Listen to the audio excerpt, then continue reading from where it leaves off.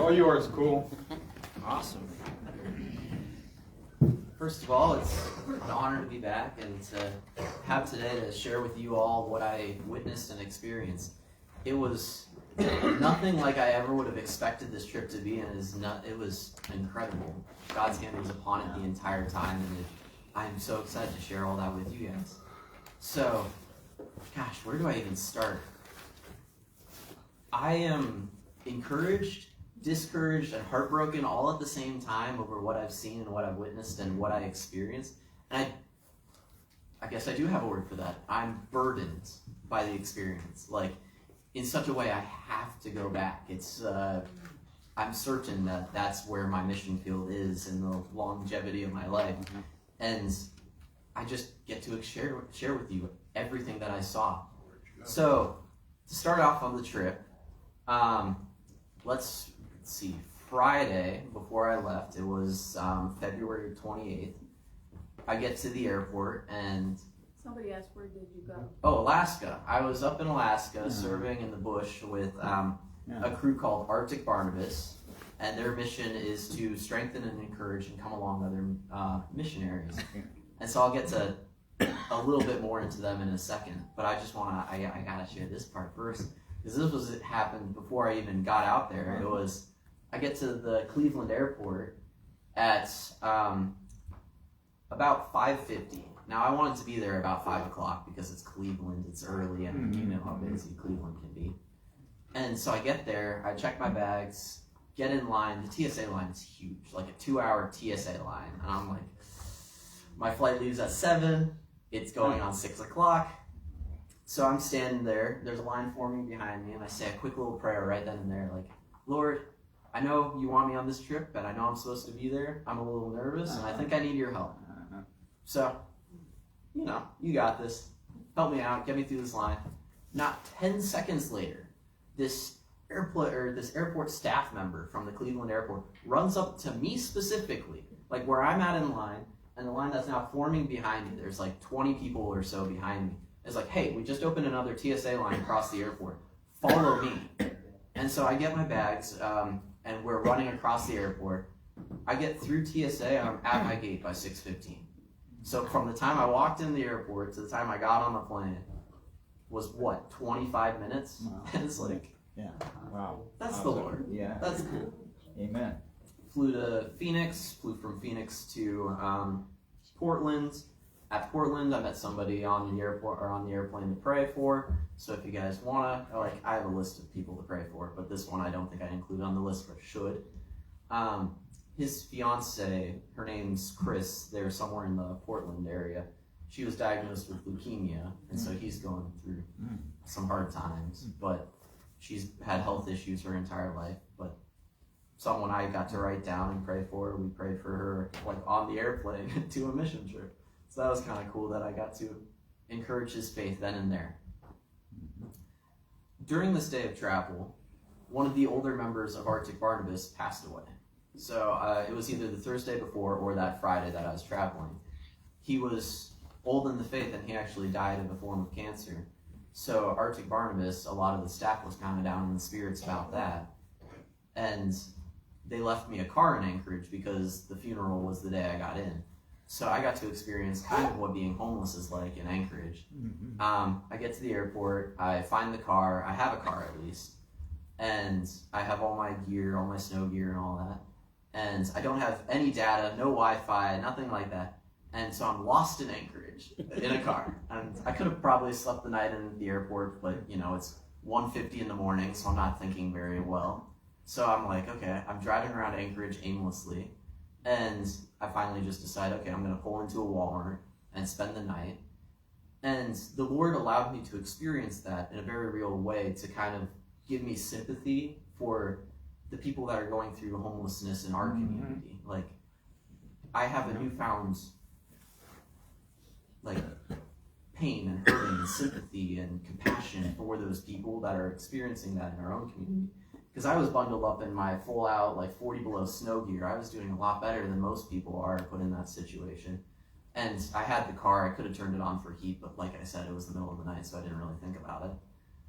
And so I was cold. And in Anchorage, it was only like in the 20s, so it didn't get down to freezing. But it's like there are people that are actively on our streets at home that, you know, if I'm cold here, they're cold and much worse than I am. So that, a little aside, the Lord revealed that to me. And then I spent the rest of the day in Anchorage. My first ministry experience in Anchorage, kind of the exact same story that I get to experience in the daily here. I went to a Starbucks at 5:30 in the morning because they were the first thing that opened. I needed to use the bathroom and get a sink shower and all that. And I got to preach the gospel to some of the baristas there. And I had a little Bible study till the rest of Anchorage opened.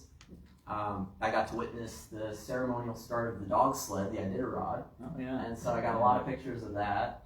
Initially, some of the Arctic Barnabas crew was going to come along and be there with me, and we were going to see this, and it was going to be a good start.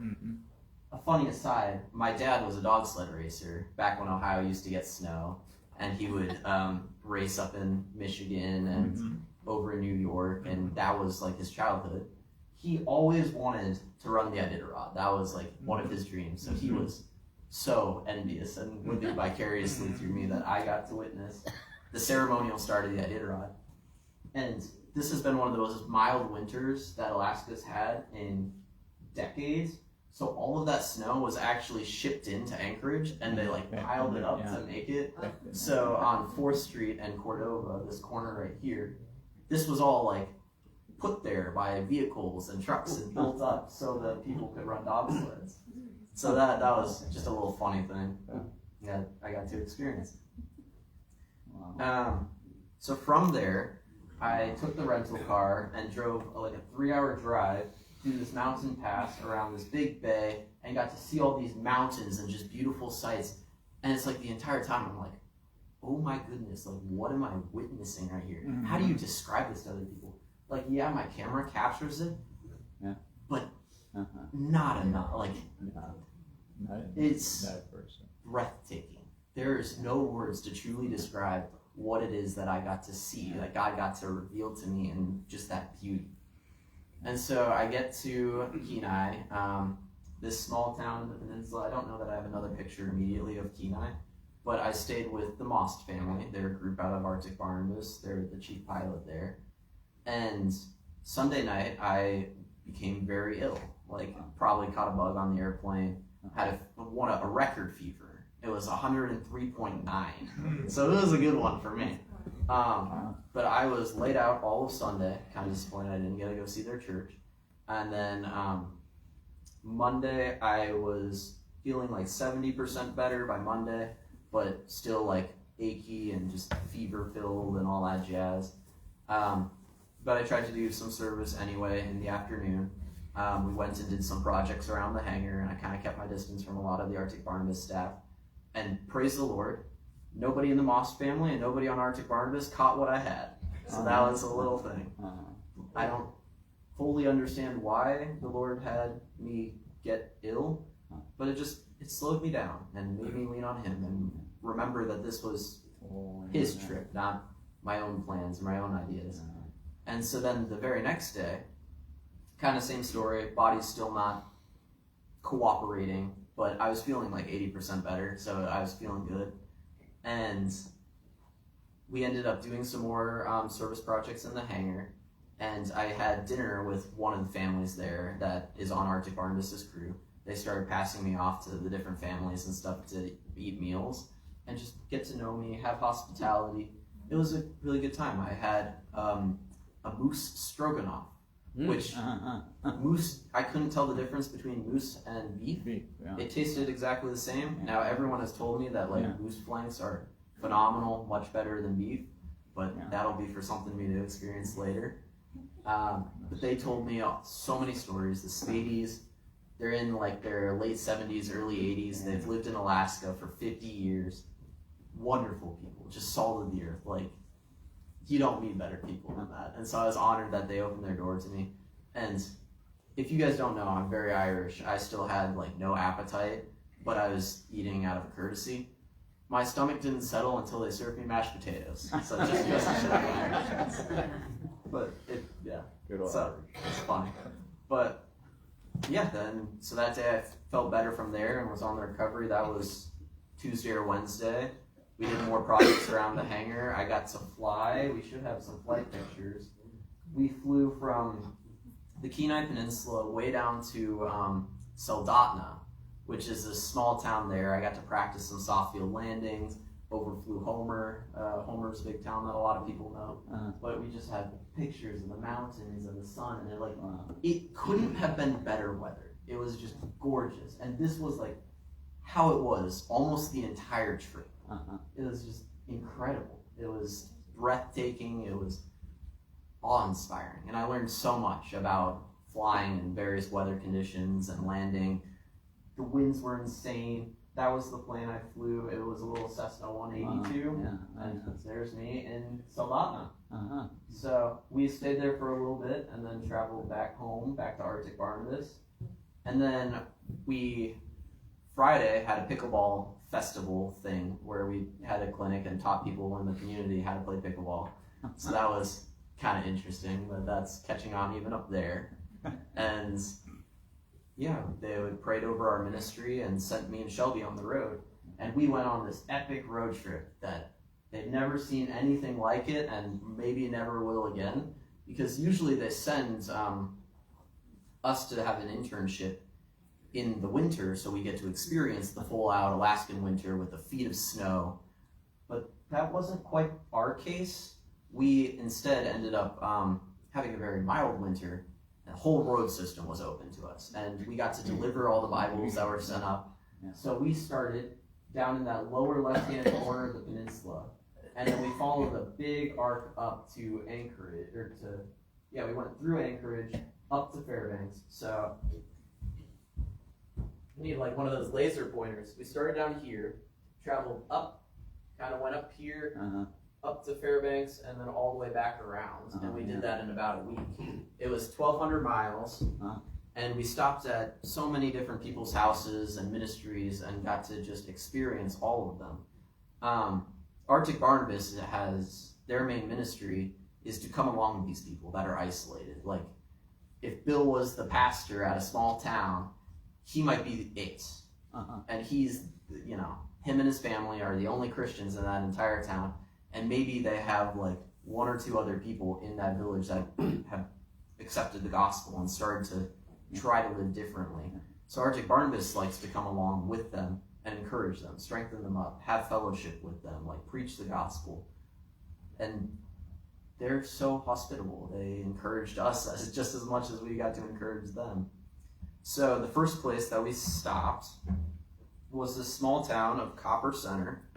There were 100 people in the town. We got to go to church with them on Sunday and see the 10 people that were in their church. The kids really liked me, and that's always a shocker to me because I'm not a kids person yet, but I'm excited to be one day, I guess. It was a skill set that I haven't yet developed, but I got to experience what that was like. And it was cool that they were opening up to me, and I got to witness all that and spend time with them. We chopped a lot of firewood and moved firewood inside the house. We built a little greenhouse shelf and helped them get ready for the spring. Shelby, the good gentleman that I was with on this travel, he tried to fix a generator and didn't quite get that working. But a really unique thing about them and their ministry is Mr. Paul, his name's Ron, he's 78. And his wife is somewhere up there as well. It's not polite to ask a woman her age. You just tell her she looks young and youthful and all that. And she cooks for you and is wonderful and treats you well anyway.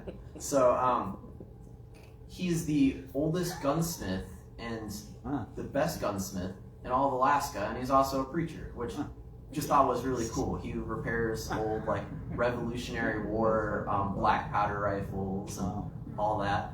It was just like neat. It's like he's one of only, like a handful of people in the world that gets to do that, and he's just in this little town of Copper Center in the middle of nowhere preaching the gospel. It's like, how cool is that? How cool is that? Yeah.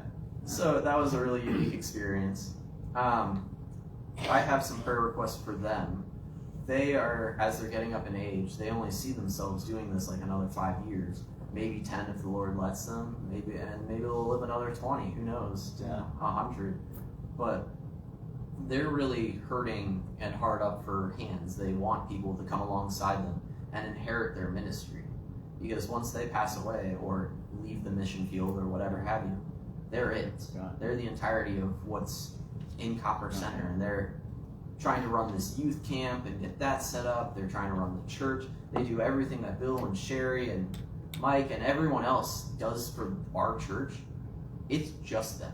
Like, they're it. And now their congregation's smaller than ours, but that's their mission field. That's what the Lord's called them to, and it's tough to see that. And the drugs and alcohol is just insane. Like, I knew Alaska was a spiritually dark place kind of prior to going up, but the abuse is rampant too. And one of the things I learned why it's a really, really dark mission field in a dark place, they don't have a single Chick-fil-A in Alaska. They don't have the Lord's chicken anywhere in Alaska. So, little joke. It's a license.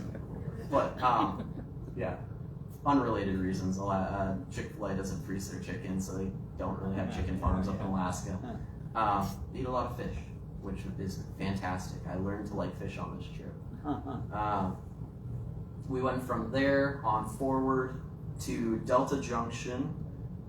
We stopped and saw another pastor and his little church community up there. We traveled further along the way. This was actually taken near one of the Bible camps. The way Alaska's kind of set up, back in the 1900s, it was chopped up, and a bunch of different denominations kind of picked territories instead of fighting and competing over it. They're like, yeah, we're just going to chop it up. So there's all these Bible camps where people from like regions of Alaska go. And so this was near Victory Bible Camp, which is a youth camp, a place where people go to retreat. And I got interviewed by their executive, I don't know what you call him, like the administrator, the runner of the camp. He expressed to me their need for camp counselors and for cooks and for maintenance people and for lawn care people, and like they're like, we do room and board, you just have to get up here and all that. And it's a mission field, it's something to do. Like, the mission field looks different for every person. And so that's everywhere I went, the common theme was, we need help, we need people to come along, we need the right people here, we need prayers for the right people up in Alaska. And the need is drastic, because these people, the indigenous and even the locals that are not indigenous but have lived there for generations, they really hate us. Like, they hate Christians. There's been such a pain that we have left as a faith in the past, and that's a very real thing that we, like, as a missionary up in Alaska, you inherit. There's just been so much abuse and stuff that people came under the name of Christianity, of Christ, and abuse these people in such a way that they're like, we don't want you here, we don't want your gospel, we don't want you as a Christian, we don't want you in our community. They don't bother learning your name in most of these places until you've been there 5 years. So you're completely isolated from the community, you're on your own. And that's part of why Arctic Barnabas is so necessary, that they have to go and encourage these people, because they're isolated. They're truly alone here, unless they've been there for years, because they expect you to leave after a year, maybe 2. They don't expect you to stick around because nobody else ever has. And so when I got up to Fairbanks, I met a family. Their names are the Ristos. This was on the road, but we get up to Fairbanks, and in Fairbanks, the Risto family, they lived and experienced the bush village. They experienced what it was like out in the middle of nowhere. And in one of these villages, they were there for 4 years. They have 2 twin daughters, and they ministered to these people. And to put it in perspective how much these people hate us, they were called to one of the houses of an indigenous woman to treat the house for something spiritual or demonic that was going on in that house. And they had to go in the evening when nobody was out and around to sneak into this person's house, because they didn't want their community to know that they asked preachers to come to their place. And so the first thing that the Ristos noticed when they got to the house was that the stairs to the upstairs, the stairs were taken down. And so when they asked, like, hey, what's up with the stairs? They're like, oh, we took them down because objects were flying around the upper floor of the house, hitting kids. And we were afraid that we didn't want our kids going up there and playing with them. And so the Ristos did whatever they did spiritually, prayed for the place, prayed for the people, and they ended up going on their way back to their own place. And this is the most heartbreaking part of the story. The woman comes up to Audrey, Mrs. Risto, and thanks her. Not for freeing her from this oppression that she felt, but thank you so much for not making me sleep with your husband, for doing a service in the name of Christ. Because missionaries in the past have abused them such a way that this was expected. And she was in such a fear of her life and her family's life, for whatever the case might be, that she was willing to risk getting raped by somebody in the name of Christ than keep on living in the way that she has been. And that's heartbreaking. That hurts me to no end. And even despite the good that they were trying to do in this village, they were chased out of this village. Like, they were evacuated. Arctic Barnabas flew in years ago to fly in and have an emergency rescue because they were in fear for their daughter's life. Their daughters were like 10 or 11 at the time, and they were getting death threats at school. And they were like serious enough that they were terrified and had to get out of there. And so the Ristos came and decided to, like, they went through their own counseling and got up to Fairbanks, and that's where they live, and they have a wonderful house and a wonderful family, and their girls are doing much better than they were. The Ristos became biblical counselors themselves, and they offer aid to missionaries and ministers, and their house is set up so they have a normal living space upstairs, and then downstairs is like a fully furnished, like 5-star Airbnb style thing, so that missionaries can come and have a retreat and get a break for free. And they just are hospitable and offer this. And since they're biblical counselors and have been through what a lot of these people have been through, they get to offer their services to people that might need it if they want to talk. Because in part, missionaries can't talk about their problems in fear that their sending agency might think, oh man, your faith is struggling. Oh man, like something's going on with you. Like they can't get people to really come alongside them and help them. They are so afraid that they might be taken out of their position or field that it's a stigma for them to go and ask for help and to get help to lean on people because they don't want to get taken out of their field because their mission is that vitally important to them. And so that breaks my heart. And on top of that, Alaska is looked at as a very weird place in the mission field. Like, I witnessed this personally. The missionaries that go to Alaska, like, I view it as a real mission field. And I view Bill's ministry as a real mission field. I view Sherry's and Mike's and everyone else that volunteers in churches in our community in any capacity as a real mission field. But not everyone in the church feels that way. They're like, oh, you live in Alaska, you live in the Kenai Peninsula, you live along the road system, you still get Amazon, like, you have cities. That's not the mission field. Like, you're not a missionary unless you go to Africa or Russia or China or wherever. But it's like, these people want to kill us just as much. These people hate us just as much. These people need the gospel just as much. And maybe we're not persecuted as much within our home community here, but like, I have so much appreciation for what Bill does, whether we see it or not. It's like, he does so much for this church. And so that breaks my heart that people don't have the same level of honor and respect and reverence. It's like, no, you went and you're doing something right now. That is a huge mission. That is a huge impact. Shelby expressed this to me, and I got to witness this when we got back to this church.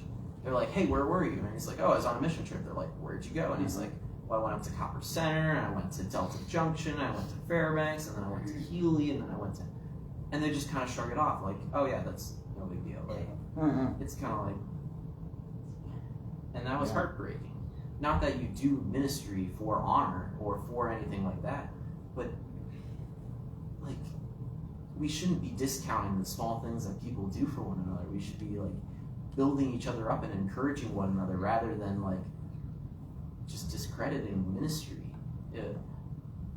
I don't know, that just hurt and rubbed me in such a wrong way. It's such a heartbreaking way to witness that being the attitude for the Alaskan missionaries and the Alaskan ministers, that people don't understand it. And people are hurt, and locals are hurt because of what they've experienced in the past. It's just like, there's a lot of heartbreak in me there.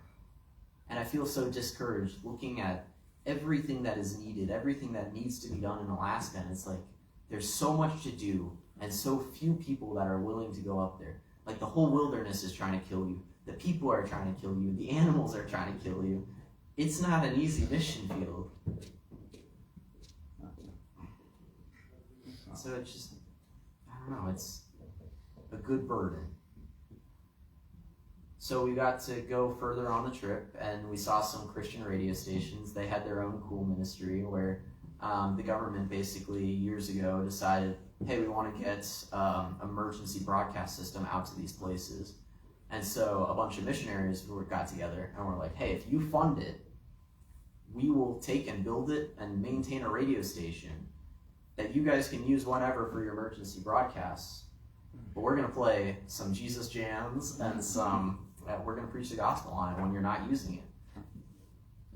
Government's like, yeah, okay, sure, whatever, have at it. So Christian radio is a big thing up there, which is pretty neat. Yeah, it's awesome. That's awesome, yeah. It was really cool. They need broadcasters, they need people to come up and take over some of the workload, and that was, the common theme. We need people, we need the right people. And yeah. So as the trip started winding down and we delivered some of the Bibles, we get to this small town called Healy, the YWAM camp. And my only personal prayer that I had on the entire, for this trip leading up to it was, Lord, I want to see the heavens with all the stars in their great expanse without light pollution. I want to see the northern lights, and my camera didn't capture it nearly well enough. But that night that I was there, I was in the right place at the right time. I was exactly where the Lord wanted me. I got to witness a lunar eclipse where the earth travels between the sun and the moon, and the moon becomes this crimson red. And so in the sky, on this side, are all the northern lights in their greens and purples. Overhead is all these beautiful stars. And ahead of me is this bright red, orange moon. It's like, I'm just sitting there and just in awe. Yeah. It's like, how do you describe this to anyone? How do you capture this? How do you bring this back? It's like, I get choked up even thinking about it. It's like, Lord, this is more than I asked for. This is more than I deserve. I'm just speechless at how much you love me and how much you love us and how much you're willing to do for us. And so we came back to Kenai. We spent time back there with some of the ministers, and I got to learn about my last mission opportunity there. There's a group called Kingdom Air Corps that does flight training for missionaries to equip them. And so there's a real chance I'm going to be applying there and see what that's like. I'm probably going to finish my instrument rating, and then when that's done, hopefully get accepted into Kingdom Air Corps and train in the bush environment to learn how to fly up there. So that's kind of exciting and cool. And I learned a lot from this trip. I learned that I'm supposed to be in Alaska.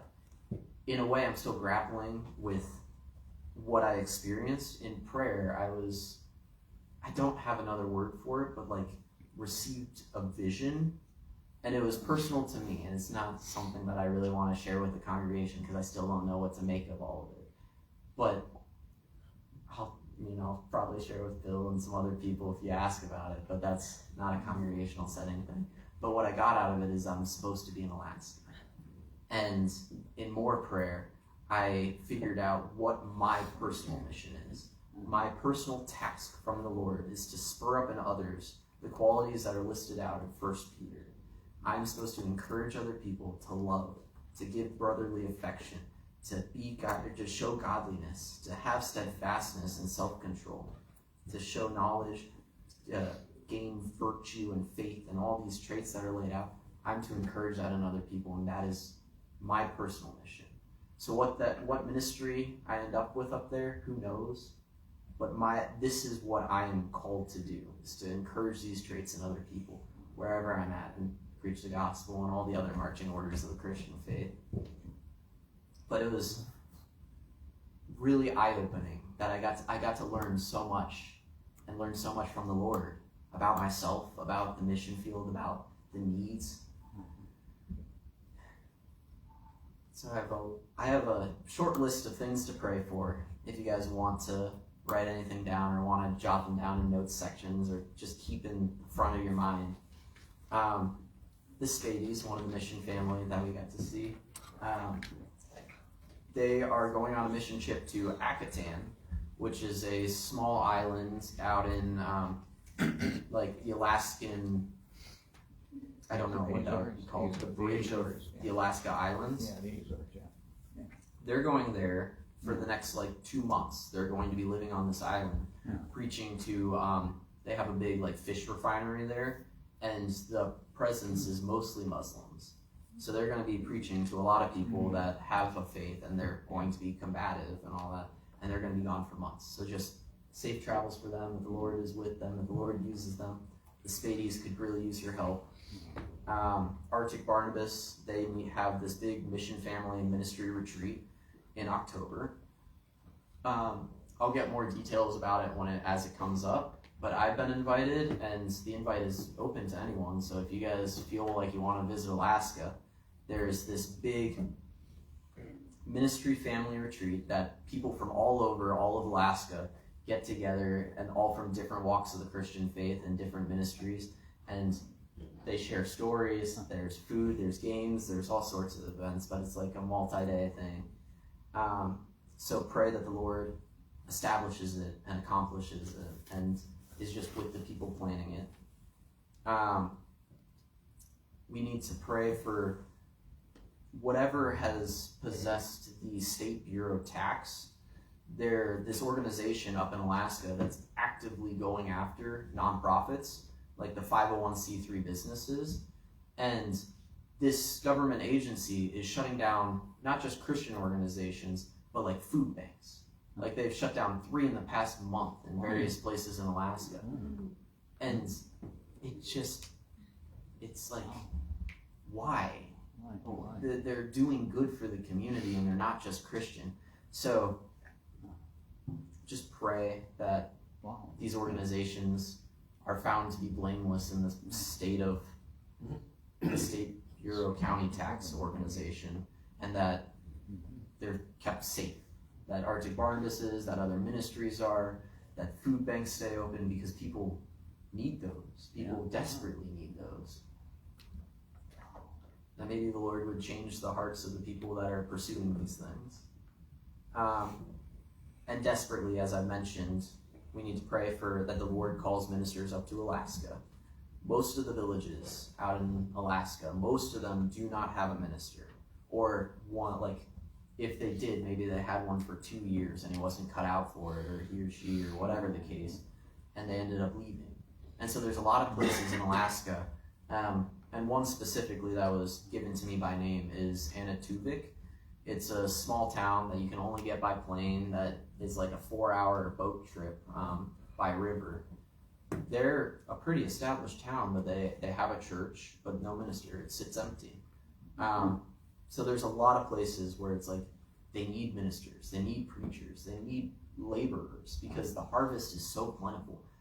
People need a consistent love of Christ. They need the Holy Spirit. So pray that the Lord calls ministers to Alaska. And lastly, I'd ask that you pray for me, that I continue after this and steadfast in the pursuit of the Lord's calling for my life. And pray for me as often or just diligently as you can, because I need that more than anything to keep along in the journey that the Lord's given me. Eventually, I'll be asked to fundraise my entire life, which will kind of be terrifying and scary, but that's not for a ways away. So even pray about whether or not you'd like to partner with me in the future, because that ask might be coming, and that's scary and daunting for me, that to know that that's something I would have to do. And I know that there's a lot of need everywhere, so just if you only support me in prayer, that's more than enough. That is plenty. Any last pictures to go over? We saw, as the locals call them, sheep. They're mountain goats and all that. The one on the far right was a baby. More beautiful mountain scenes, and more pictures will follow. Part of what I'm really looking forward to about when I get up there and start my ministry, whatever that looks like in the mission field, since I have a nice camera, I want to every month when I do, or as often as newsletters are given, put in a little Dropbox link for all the people that are praying for me, and just, hey, here's all the pictures that I had. Download them, print them, blow them up, do whatever you want with them, because that I don't know, it's my joy to be able to give back in such a way. So, I'm trying to think if there's anything else really to share about Alaska. It was a great experience, and I learned so much about the world. I actually probably preached the most of the gospel, not when I was up in Alaska, but when I was laid over in the Seattle airport. Yeah, we flew back. We flew to Anchorage in the morning. Got to Seattle from flying from Anchorage to Seattle, and I got to my gate. The pilots didn't show up for 2 hours. We sat on the aircraft, and then for another hour and a half after, I was laid over in the Seattle airport. I preached to 6 or 7 people that day. Wow. Yeah, it was a good day, and it was like, that was Seattle. Yeah. I made it to Chicago that night, and had family in the area that I could stay with, and then left bright and early. Got home late Tuesday and home Wednesday. Got to prep a bunch of this stuff, and now we're here Sunday. And it's like, that's the journey. It was a very, very cool experience. So, thank you for letting me speak about it.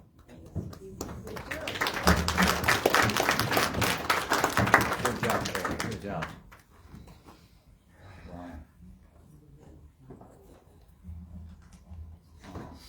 All right. Thank you, Cole. That was amazing stuff. Wanted to go ahead and have communion. We haven't had communion in a few weeks, so I thought this would be a good time to have it. We have a request for it. So let's just, first of all, let's just open up in prayer. Lord, first of all, just thank you so much for Cole and his willingness to serve you in this way, Lord, a way of sacrifice. And Lord, I just pray that you would give him courage and strength, and Lord, that you would make your voice loud in his life, that he would hear you clearly.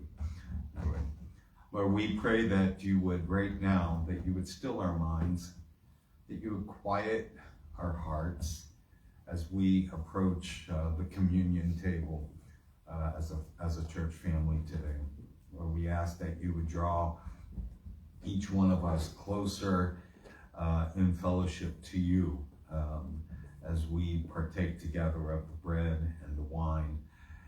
Lord, in gratefulness, we remember what you did for each of us on Calvary's Hill. We thank you so much for it. We ask it all in Jesus' name. Before we get started, let's all stand. We're going to sing a song at the cross. If we could.